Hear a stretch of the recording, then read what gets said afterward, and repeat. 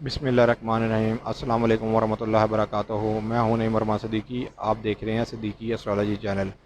جن لوگوں نے ابھی تک میرا چینل سبسکرائب نہیں کیا ان لوگوں سے گزارش ہے میرا چینل سبسکرائب کر لیں، بیل بٹن کو پش کر لیں، کیونکہ میری آنے والی ہر ویڈیو ان تک آسانی سے پہنچ سکے۔ زیادہ سے زیادہ ویڈیو کو شیئر کریں، لائک کریں، کمنٹ کریں، کیونکہ ہماری ٹیم کی حوصلہ افزائی ہو۔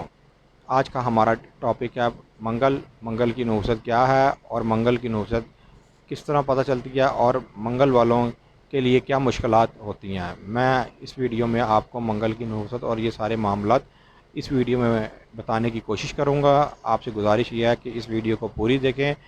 آئیے اب میں بتاتا ہوں کہ منگل کون لوگ ہیں اور منگل کی کیا مشکلات ہوتی ہیں۔ منگل کا جو بچپن ہوتا ہے وہ مشکلات سے بھرا ہوا ہوتا ہے۔ ان کو بچپن میں اپنی ماں اور باپ دونوں کا پیار نہیں مل پاتا، یا وہ اپنی ماں یا باپ سے علیحدہ رہتے ہیں۔ زیادہ تر منگل والے اپنی ماں سے جو ہے نا علیحدہ رہتے ہیں۔ منگل والوں کی شادی لیٹ ہوتی ہے اگر کوئی منگل والا مل جائے یا ان کا توڑ ہو جائے، اور اگر شادی ہو بھی جائے تو 4 سال تک شادی قائم رہے گی، اس کے بعد یا علیحدگی ہو جائے گی یا دونوں میں سے ایک بھی کوئی اللہ کو پیارا ہو جائے گا۔ منگل والوں کی یہ ایک خاص نشانی ہے۔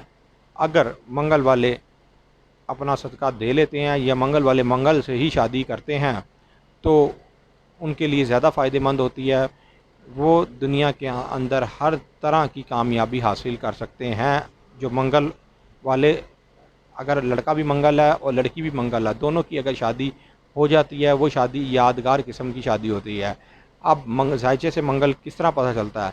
زائچے کے چوتھے گھر میں مریخ ہو، 7ویں 8ویں اور 12ویں گھر میں زحل ہو تو وہ لڑکا یا لڑکی منگل ہوتی ہے، یا مریخ اور زحل ایک ہی برج میں پڑے ہوں تو وہ لڑکا یا لڑکی منگل ہوتی ہے۔ یہ منگل کی ایک خاص نشانی ہے۔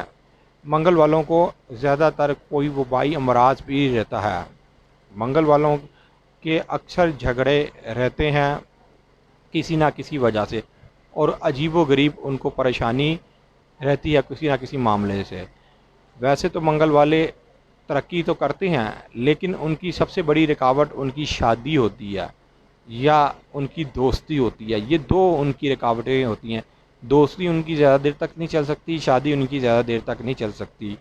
اگر منگل والوں نے یہ صدقہ دے لیا تو انشاءاللہ تعالی ان سے منگل کی نحوست بھی کم ہو جائے گی اور اس منگل کی شادی بھی ہو جائے گی۔ منگل والوں کو شادی کرتے ہوئے بہت خاص خیال رکھنا چاہیے، اور دوسرے کا بھی ذائچہ ایک دفعہ یا ڈیٹ آف برتھ پتہ کر کے کسی سے ذائچہ بنوا کے پتہ کر لینا چاہیے کہ آیا یہ میچ ہمارے لیے بہتر رہے گا کہ نہیں رہے گا، ورنہ ان کی شادی کے اندر بہت زیادہ بگاڑ پیدا ہو جائے گا، اور پھر دنیا دیکھے گی کہ وہ شادی کیسی شادی رہی۔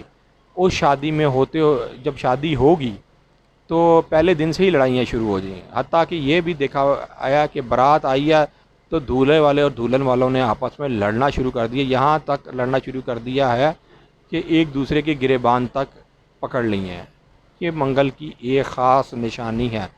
اب میں آپ کو منگل کا صدقہ بتاؤں گا۔ منگل کا کیا صدقہ ہے؟ منگل کا صدقہ ہے بھجے ہوئے چنے، جو منگل ہے، اور یہ منگل کے دن ہی بنتا ہے، جسے ہم کالے چنے کہیں، کالے چنے جو بھجے ہوئے ہوں، اس کا صدقہ دینا ہے۔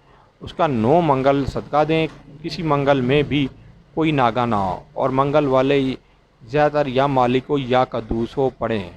یہ 900 دفعہ پڑھنا ہوگا اور 41 دن تک پڑھنا ہوگا، تو ان سے منگل کی نحوست دور ہو جائے گی۔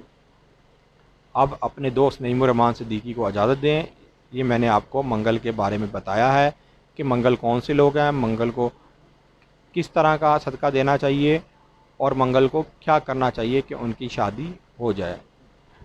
اللہ حافظ۔